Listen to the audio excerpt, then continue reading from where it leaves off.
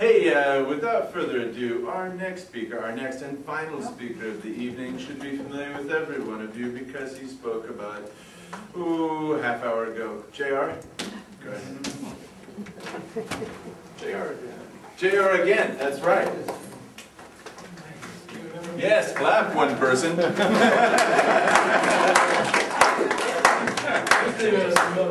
Just tell me. I think we did. You want it? Yeah. Can you handle this? Watch out. All right. Continuing. I hope. The next person I'd like to present, the next channel I'd like to present is called Potholder 54 Debunks. Another one of my favorites. He is the yearly presenter of what is called the Golden Crocodile Award. He is a geologist and a former news correspondent, currently living in Australia. He has a primary channel, it's Potholder 54, where he doesn't debunk creationism on that channel. He, like it says up there, discusses climate change myths and created a informative series called Made Easy. Now you may be wondering, oops, what? I don't know my presentation apparently. Yes, all right. The Golden Crocodile Award is given every year on October 28th, which is the day of the patron saint of lost causes. It's not given to the stupidest statement or the dumbest video. It's given to the biggest lie or the biggest breach of the 9th commandment: "Thou shalt not bear false witness." Now, you're probably wondering, what the heck is a crocoduck? Well, in May of 2007, actor Kirk Cameron and his equally brain-dead partner, Brady Man Comfort, debated two members of the Rational Response Squad. During that charade, Cameron presented this gem. Could you play the video, please? That's the loudest the projector goes. Found a genuine transitional form that is one kind of animal crossing over into another kind, either living or in the fossil record.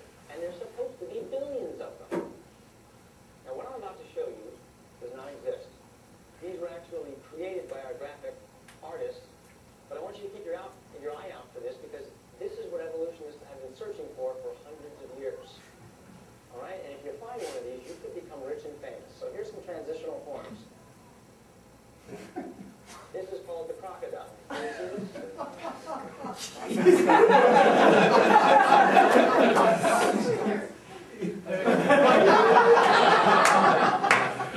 If you didn't hear, and I'm not surprised if you didn't, his opponent, Brian Sapien, I probably mispronounced that name, he, in his shock, uttered the phrase, "Oh my God, what a numbnut."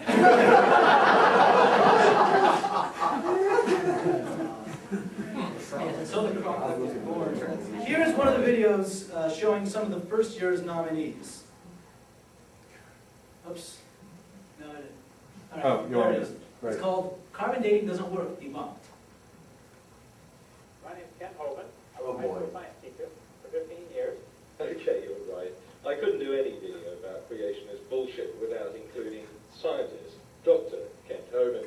Here's a clip I played in my introduction to the series. If you need a sample of known age, I mean, you know how old it is, like the tree ring. Carbon dating doesn't work. It's interesting that Hogan admits that dendrochronology, tree ring dating, works. Dendrochronologists have managed to date trees back 10,000 years using this method, which doesn't quite gel with Hogan's belief that the Earth is only 6,500 years old. It's this claim I want to focus on. If you need a sample of known age, I mean, you know how old it is, like the tree ring. Carbon dating doesn't work. But of course it works. It's been done. It was done for the first time as far back as 1949. Samples of known age were carbon dated in blind tests, and the results confirmed the known age. If this didn't happen, then carbon dating would be useless, and it wouldn't be used. For an explanation of how carbon dating works, see my video, The Age of Our World Made Easy, on the Potholder 54 channel. Hogan won't put his money where his mouth is and send a sample of known age to a testing lab to prove that carbon dating doesn't work. Or maybe he did, and he prefers to keep the result secret. Or maybe he knows it's already been done and prefers to spout yet another Hogan lie to the gullible masses. Hogan has learned that it's far easier to cloud the issue with nonsense like this. Now, living Hogan mollusk shell, carbon dated at 2,300 years old. Well, here we are 14 years later, carbon dating is still not working. Hogan doesn't mention the title of the paper he cites here. It's called Radiocarbon Dating, Fictitious Results with Mollusk Shells. As the title implies, what they were trying to show in their paper is that carbon dating doesn't work under certain circumstances. They state that right up front in the abstract.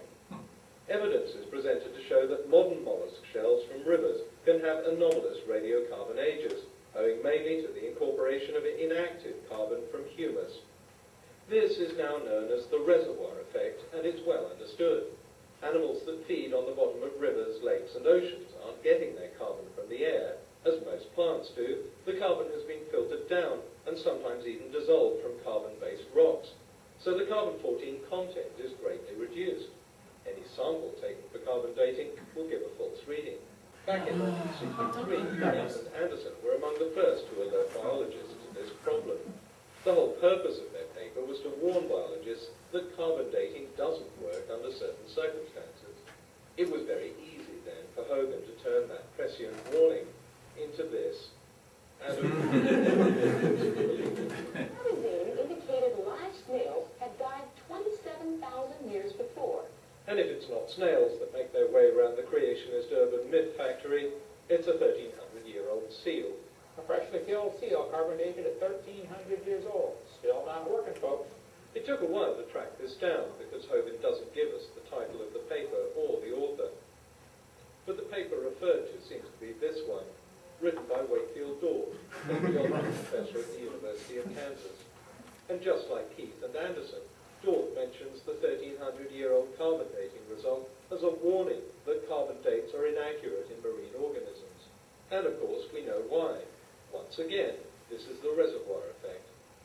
Other limitations of carbon dating have also been found. A very obvious one is the water around Antarctica, which began its life thousands of years earlier in the North Atlantic and North Pacific. As it journeys south, a lot of the dissolved carbon-14 is depleted, so any carbon that ends up in the food chain around Antarctica will give animals that ingest it a greater apparent age. And guess who jumped on this as proof that carbon dating doesn't work? Living penguins date 8,000 years old. So carbon dating isn't a one-size-fits-all method of analysis. It works best on organisms like plants that draw their carbon directly from the atmosphere. It's less effective on animals that ingest the plants, and it works extremely badly on animals that are ingesting carbon from marine environments. But Hogan's obsession with carbon dating is a bit bizarre, because carbon dating isn't very useful in dating fossils or the age of the Earth. As I explained in The Age of Our World Made Easy, carbon-14 has a half-life of around 5,000 years, so it's only used to date carbon-based material less than 60,000 years old. Hogan, who claims to be a scientist, gives us an inkling that he sort of understands this. This is a dinosaur bone, by the way. It's been replaced by minerals. Whoa, hold on before you get to the but. Did I just hear you say it's been replaced by minerals? So in fact, there's no carbon in it. And this would seem to be rather a crucial requirement if you want to perform carbon dating. Minor point, apparently. They start with the assumption that dinosaurs lived 70 million years ago. If I took this to a laboratory and said, would you please date this, they would say, oh, well, we'd have to use something other than carbon dating because this is too old for carbon dating. No, Ken, they wouldn't.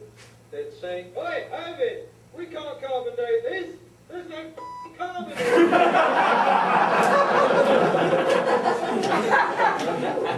Now, you would have thought that an absence of carbon would dissuade even the dumbest creationists from taking a completely mineralized fossil to be carbon dated in a laboratory.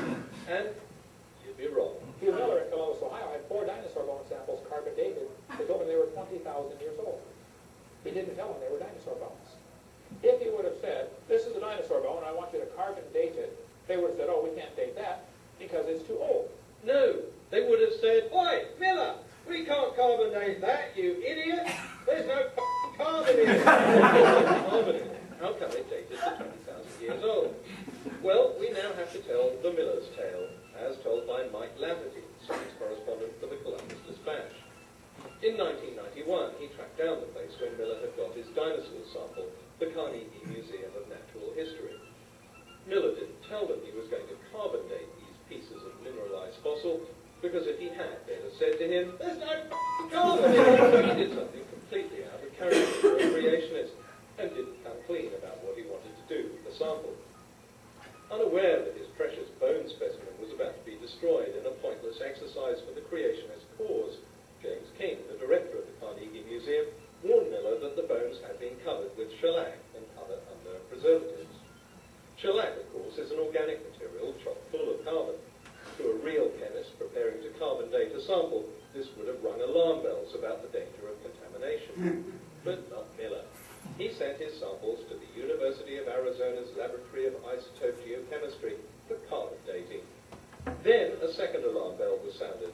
Austin Long, professor of geochemistry at the University of Arizona, told Miller that there was no collagen in the bones, and therefore no carbon. But, Long said, there is a lot of carbon in the shellac. Look, Miller, do you need this spelled out?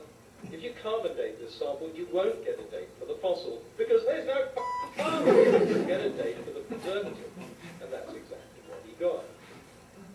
Carbon dating also popped up in this video, which was nominated for a Golden Crocodile. Hello YouTubers, Big Jerry here, ready for round 2 of answering an evolutionist and atheist questions. I have to be quite strict about the criteria and say it doesn't qualify. Big Jerry's video is a bit like a sitcom pilot for NBC, an answer guy who doesn't actually have any answers. So you may think I'm simply putting him in here for a bit of comic relief. But I'd say, yeah. Number 9.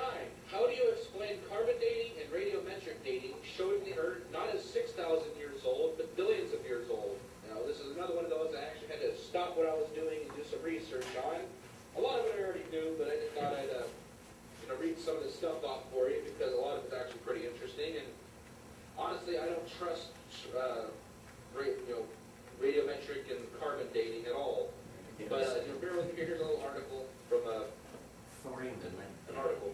Okay. When a date differs from that expected, researchers readily invent excuses for rejecting the result.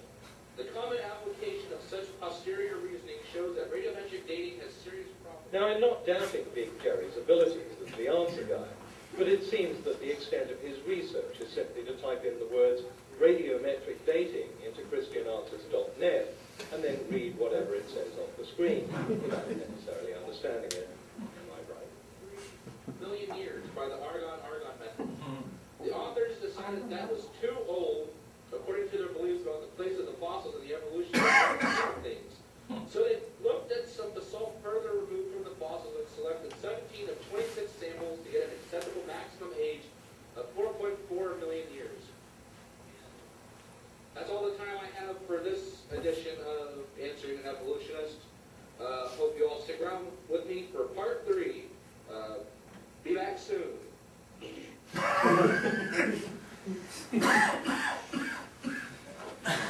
All right. Yes, Pothole 54. He knows how to make his points memorable, doesn't he? Now, the 2010 Crocodile nominations are happening right now. He's already started posting videos if you want them. So the voting, usually it starts in the end of September, so if you want to keep track of, so if you want to start, yeah. And here's the links for their channels. Thunderfoot, what I showed you earlier. This is Pothole 54's main channel. And if you want to keep up with the latest Golden Crocodile nominees, here's his debunking channel. Now, are there any questions?